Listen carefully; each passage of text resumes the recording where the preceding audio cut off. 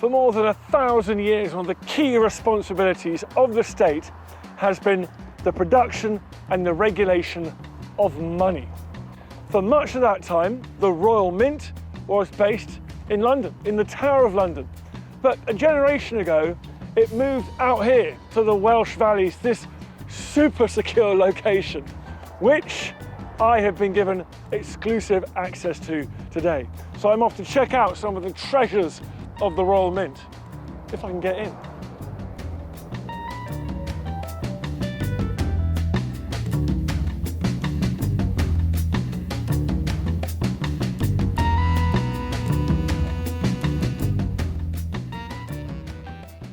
How many coins have you got in here? We've got roughly over 100,000, but we're always adding to it all the time. No way. Growing all the time. But that's British and foreign as well? British, overseas, the Mint's done it for every country around the world pretty much. We've done something for them. But in terms of where we all begin, it starts here really. So how far back do you go? We go all the way back in terms of our establishment to the reign of Alfred the Great. Oh really? And that is what we see here in this tray. We've got some Anglo-Saxon silver pennies, a few Viking imitations, but the interesting one is this down here. So we've got the obverse, the head side, and the reverse side there as well. So what we see here is a penny of Alfred the Great. So a sort of stylized depiction of old Alfred there. The nose, his eye there, and the hair. The split inscription, Alfred. The interesting thing is the reverse, with this Londonia monogram.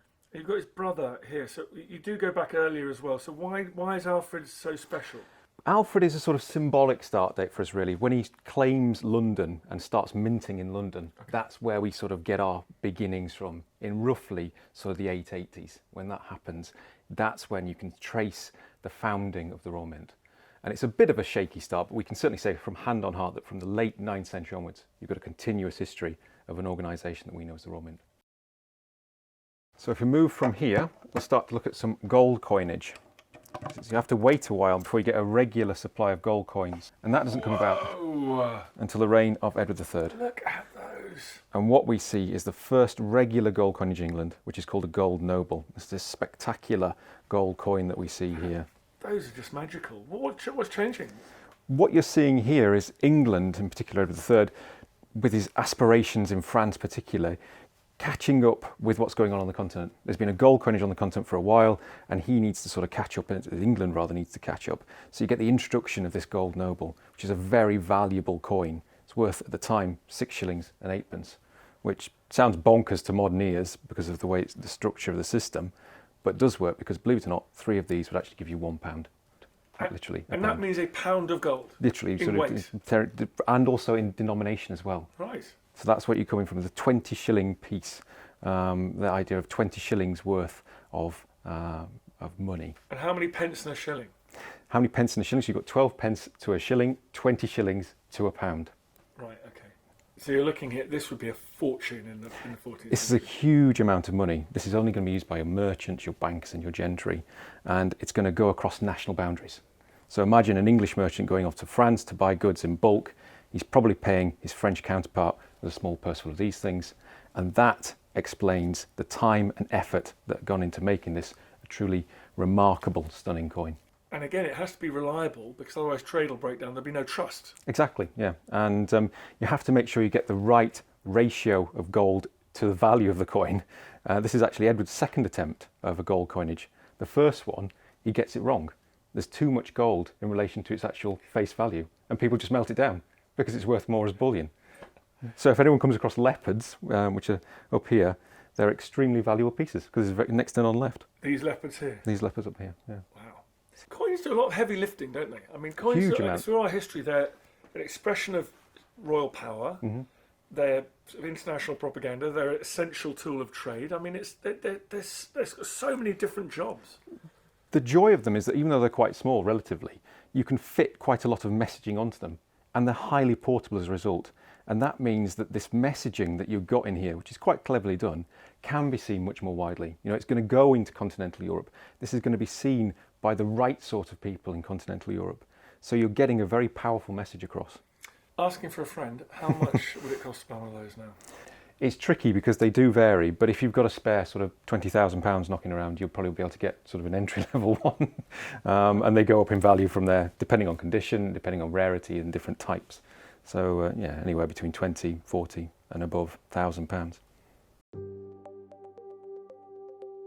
So we're approaching very excitingly now the 18th century. I need to show you my precious treasure that I found. Let's have a look. On the foreshore of the Thames, a George II coin. You've got Britannia on there, you can clearly see it. Yeah, 1752, so just almost 7 Years' War, which is a particular area of interest for me. But what can you tell me about that? What is it? So what you actually have here is a halfpenny. So half a penny. Halfpenny? That is a halfpenny. Oh. Yeah, it's a copper halfpenny. And we have... It's actually, how do you know that? 'Cause it's small, you can just... It's the size. So also from the design, obviously you can see George II on there, but what you get is Britannia appearing on the copper halfpennies and farthings of the period. Interestingly enough, it does tie in with Charles II because it's during his reign that you start to see copper halfpennies and farthings being struck. We also have one of these ourselves. Oh, brilliant. Well, I'm not surprised. Are you telling me this isn't the rarest coin in the world? It's worth 10 million quid. I'm afraid not. Unfortunately, you might have to hold off on your expectations of value because there is one of ours. Is that the same one? That's, 1752, isn't that cool? same piece. I love it. One of our real strengths as a collection is we have a lot of rare coins.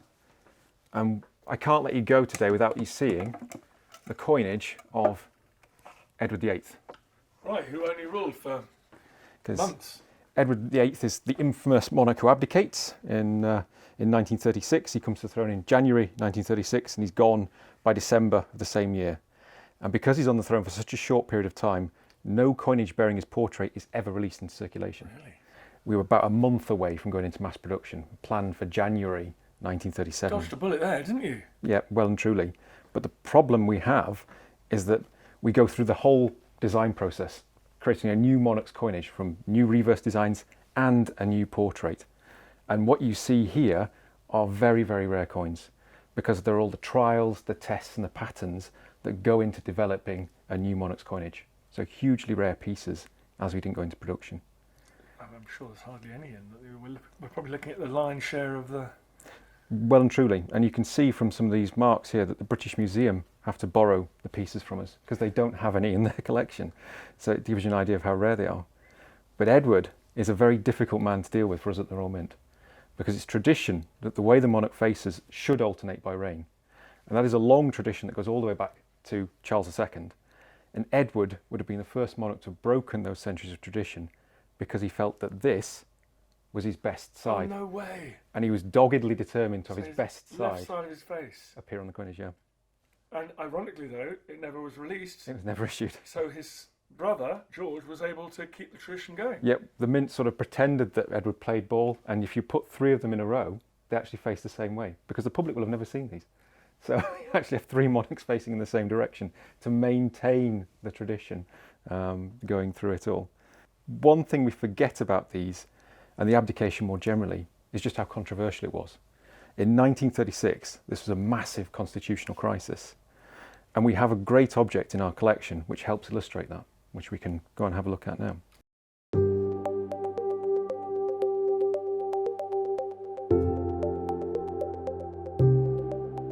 So we've come over here to look at the box in which the Edward VIII coinage was kept.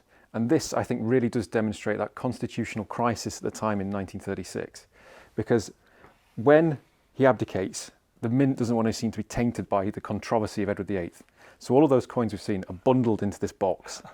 And it's only a small box, and it's got this wonderful inscription, which is "not to be opened except in the presence of 2 senior officers of the Royal Mint." Amazing. That was then clearly wrapped up with string. And the string is then sealed off to show if anybody's been at it. Old-fashioned cat and wax seal. And this little box of coins sits at the back of the Deputy Master's safe for about 30 years before in the 1970s they're finally allowed to enter the light of day and come into the museum's collection. So they weren't even allowed into the museum? No, they sat at the back of the Deputy Master's safe.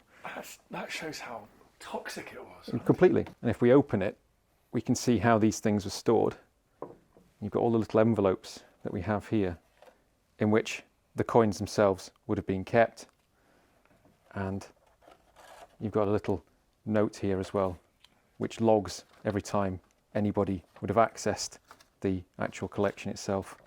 Something so symbolic about that. Just put them all in a box and Hide them away. Yeah, exactly. In a dark safe. And forget about them in the Tower of London. Until such time as it's no longer controversial. Because we've all got those things in our houses that we just want to push out the way and forget about. This is the raw mint's equivalent. Well, ours are a little bit more valuable. The monarchy's dark secret. Exactly. And ironically, these are now the most valuable coins in your collection. Probably by far and away, yeah. Wow. Yeah, they're incredibly rare pieces. Isn't it funny? Before I go, what's your favourite coin of all the ones you've seen or ones you haven't seen? The probably ones that I have to say is actually a coinage portrait of Charles II. It's called the Petition Crown. It's done by an engraver called Thomas Simon, and it's a wonderful depiction of Charles II. You really get a sense of the playboy monarch from looking at this portrait. Love that. Well, thanks very much, man. Pleasure. Hope you enjoy the rest of your day. I headed over to the museum to speak to Rebecca Morgan about the auctions at the Royal Mint and the reasons why rare coins remain such an important part of our history. What's this one here? This is the Henry VII sovereign, regarded as the coin that started it all. The sovereign is still the most collected coin today, known as the chief coin of the world. And Henry VII ordered for this to be made because of the prestige, really. It was the largest gold coin made at the time. You get your dinner off that. I wouldn't.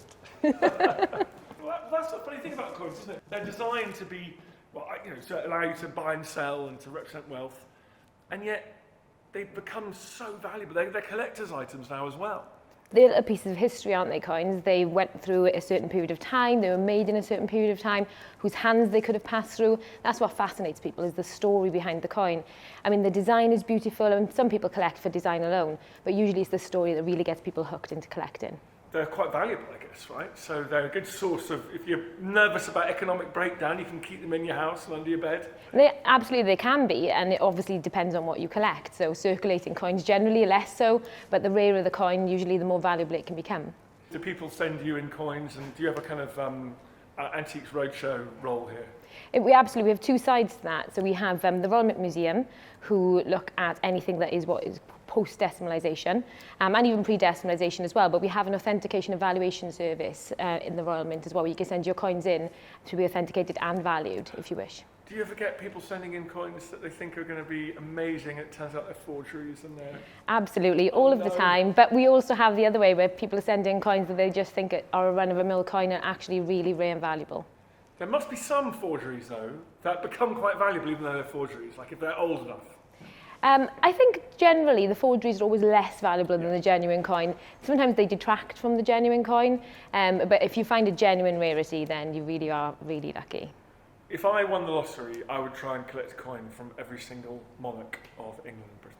That is an absolutely, that's the most popular way to collect, actually. Fine. Okay, thanks so very much. that's okay. So a monarch, that's how people start collecting. They either collect a monarch from every era, or they collect a denomination from one monarch, if they like a monarch in particular. We saw the Henry VII sovereign earlier. That is classed as the first sovereign that started off the sovereign we still see today. Really popular amongst collectors, sovereigns. People try to collect one from every monarch or one from every time that they were struck. And we have a full auction programme at the Royal Mint where people can consign their collection. So if you want to move on from a collection, you've collected all your sovereigns and now you've decided you want to collect guineas, you could put your sovereign collection into auction, consign it to us, and we will get you the best price for it. So so you're not auctioning off stuff from your own collections. You're just helping other people to get Absolutely. I mean, auctions generally are consignment led. We do have our own auctions, a trial pieces auction, which is exclusive to us, which is our own stock, because it's something we've created as individuals at the Royal Mint. We also have a consignment auction program where people can consign their coins and see what price they get for in the market. What is the future of coins, do you think? Because we're all talking about Bitcoin, we're all talking about NFTs. Do you think there's a future for bits of precious metal like that? I think the fact that 1100 years on from the Royal Mint starting, we are still seeing a massive amount of people collecting coins is testament to the future of collecting coins as well. The Alfred the Great penny, one of the oldest coins we ever struck, is absolutely, still on everybody's wish list. The first sovereign, which was, hundreds of years ago, people still want to own these pieces of history. I don't think history will ever become uninteresting. In our digital world of quantitative easing and cryptocurrencies, it was great to reconnect with coins made of precious metals, a way of exchanging wealth that stretches back for millennia. And each of those coins that I've seen today connects you with a particular point in our history. The craftsmanship, the art, the outlook, and the ideas that underpin our society.